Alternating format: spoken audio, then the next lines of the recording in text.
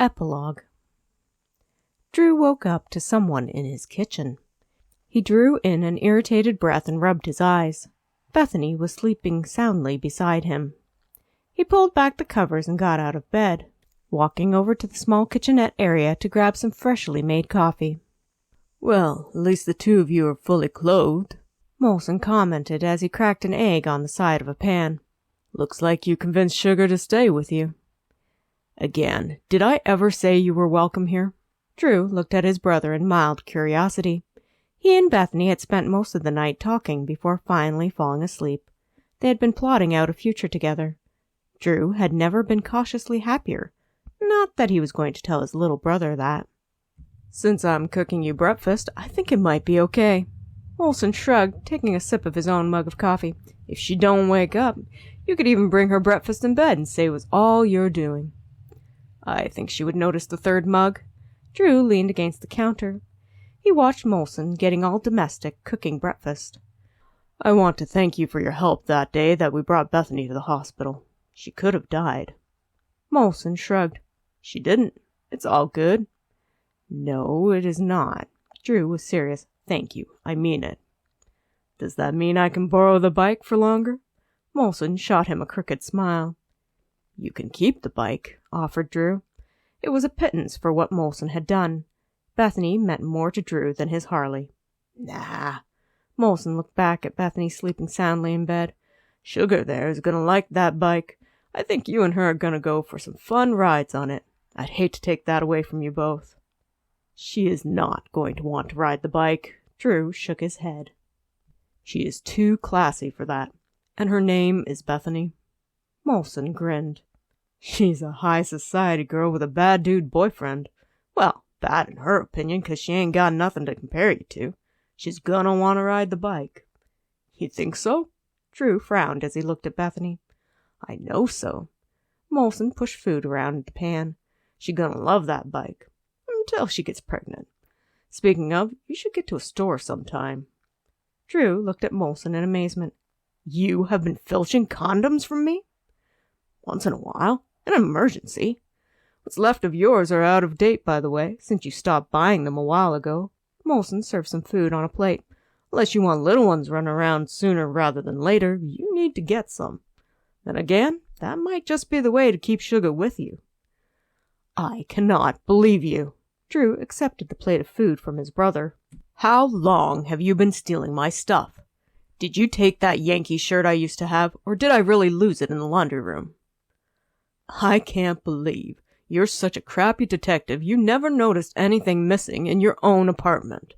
Molson stuck a pair of sunny-side-up eggs between two toasts and crunched on them. "I take it back, you little kleptomaniac," groused Drew. "You can't borrow the bike." Molson laughed. "Too late." "Hey," Drew shushed him. "Let her sleep." "You gonna make Sugar there my new sister-in-law?" Molson asked with a sly glance at Drew.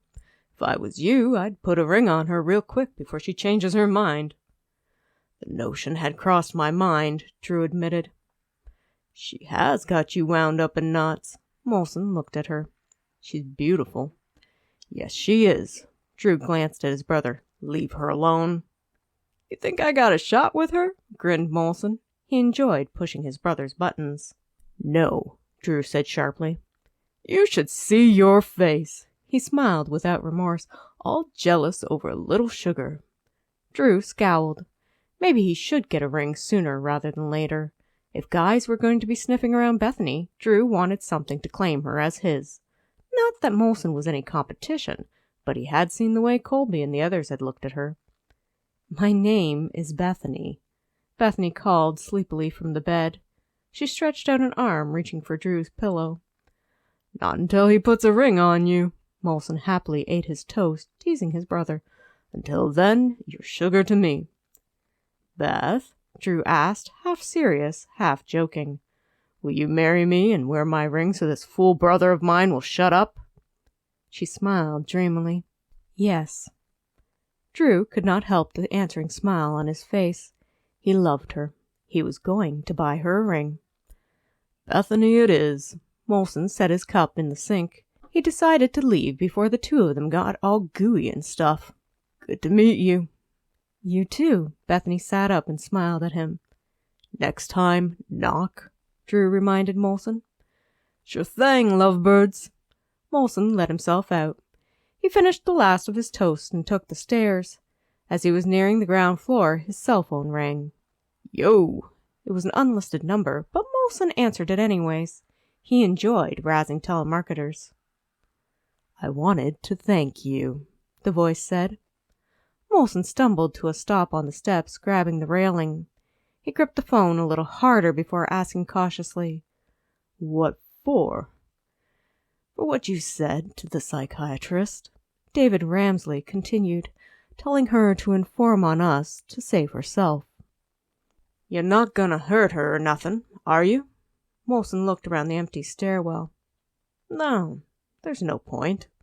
Dr. Urshman cannot touch me. David chuckled. Neither can Bethany. It was her father that was so worried about her. Now, neither Ted nor his daughter can touch me. I suppose you can tell your brother his heart's desire is safe. What do you mean by Ted can't touch you? Molson activated the voice recorder on his phone. He hoped that it would make a clear recording from the call. Ted died in jail earlier today. So tragic, gloated David. You killed him, Molson stated flatly. He had an allergic reaction. It was unfortunate. Molson seriously doubted it was such a simple allergic reaction. Not when David had been the head of a pharmaceutical company and had a myriad of drugs at his disposal. What's all this got to do with what I told Doc Urshman? When I told her to roll on you before she found herself in a difficult situation? I am just a poor, old, befuddled man, riddled with a touch of dementia. David sighed dramatically. I had no idea what was happening right under my nose. It was easy to cooperate with the feds. What are you talking about? Molson frowned. All these years, he was the one who had been running drugs, and I am sorry to say, I became a very cooperative witness. David's smile could be felt through the phone. Then again, family loyalties are not what they used to be. You informed on someone else. Molson gritted his teeth. You threw someone under the bus. And I thank you for the idea. It was all you.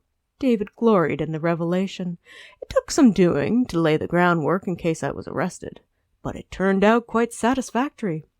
I am out of jail because of you. Tell me, is he guilty or innocent, this sucker you have put in jail in your place? Demanded Molson. He did not like that David was trying to manipulate him into feeling guilty. Everyone is guilty of something. He defied me. That was enough, sneered David. Who is it? Molson questioned angrily. You can read about it in the papers and know that it was all your doing, David said smugly. Once again, thank you, son. I appreciate your contribution to my freedom. David hung up. Molson shut off the voice recording feature. He jogged out of the apartment building, through the rain to a kiosk that sold papers. It was on the front page of the tabloids, the newspapers, and magazines. Molson grabbed a newspaper and began reading. Michael Ramsley arrested by the FBI on drug smuggling charges. David Ramsley set free. Will testify against son. Michael was innocent. Molson was certain of that. You going to pay for that? The kiosk attendant asked. Sure thing. Molson grabbed a bill out of his pocket. He did not know if it was a 5 or a 20, and he did not care. He dropped it on the counter and walked away, holding his newspaper. It was his fault that David was free, and Michael was behind bars. The question was, what was Molson going to do about it? If you enjoyed this chapter of Love and Lies, Book 5 of the Ramsley Brothers series, stay tuned for Stranded with a Billionaire. Sterling Denver did whatever it took to get the story. The famous tabloid writer had a reputation to uphold as one of the sharpest in the industry. Jake Ramsley was on a private flight back to the city to try and help sort out the mess in the Ramsley Insurance after his father's arrest. He did not believe for a moment that his father was guilty and intended to get to the bottom of things. Sterling knew that Jake was going to come back to the city. She used her resources and her cash to bribe her way onto his private plane as a stewardess. Now she had him all to herself for the 6-hour flight. Sterling was about to get an exclusive interview from one of America's most eligible bachelors, while his family life imploded. Her career had never looked better. Then turbulence hit them, both in their temperaments and in the air. The plane crashed, and Sterling found herself stranded with the billionaire. If you enjoyed this video, please consider subscribing to the channel and hitting the little bell above so that you will get future videos directly to your notifications. Have a great day and happy listening!